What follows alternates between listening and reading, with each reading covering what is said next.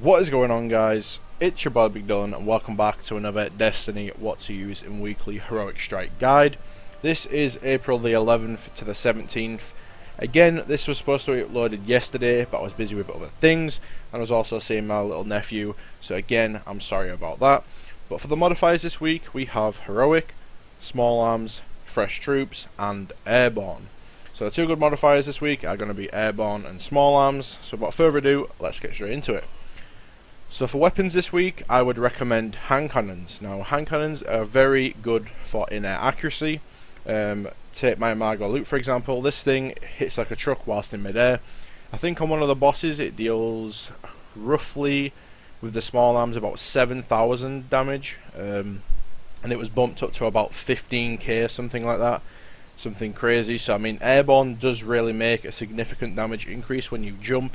So definitely hand cannons are going to be your best bet this week to land your shots accurately. Again, but small arms is on as well, so any primary weapon is going to be effective, but hand cannons are going to take advantage of that airborne modifier if you can jump shot.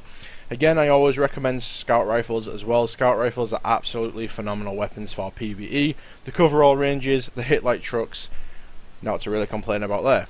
Anyway, for special weapons, you don't need to worry about any elements this week.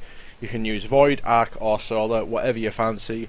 Personally, because Airborne's on again, I will be using a shotgun.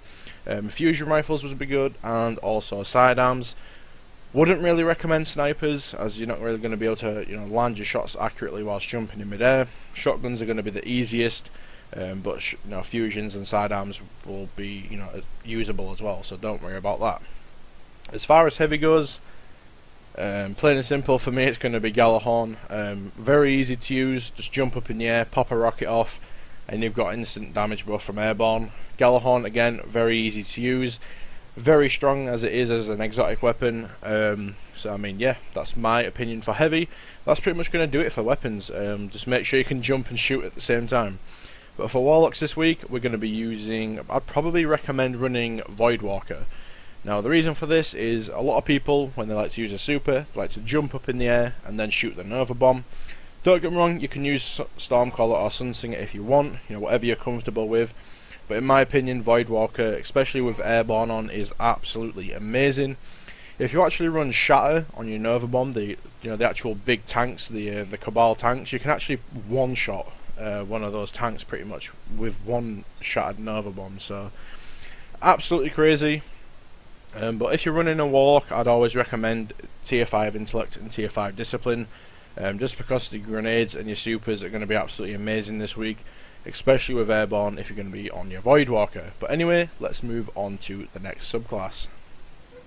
So now we're on to Hunters. I meant to actually say to the next character, not subclass, sorry about that. But anyway, for the Hunters, I would recommend Golden Gun. Golden Gun with Celestial Nighthawk is going to be insane this week. I've actually already tried it out and it's absolutely amazing, especially if you run Deadeye on here as well, so you get even more damage. Celestial Nighthawk is an absolutely phenomenal exotic helmet for the Hunters.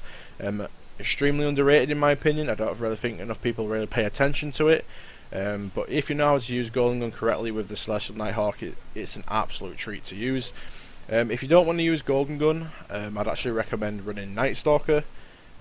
So obviously you're not only benefiting you, but you're benefiting your teammates as well by creating them orbs of light so they can get their supers, and not only that, you're giving everyone a damage buff, so what's not to like.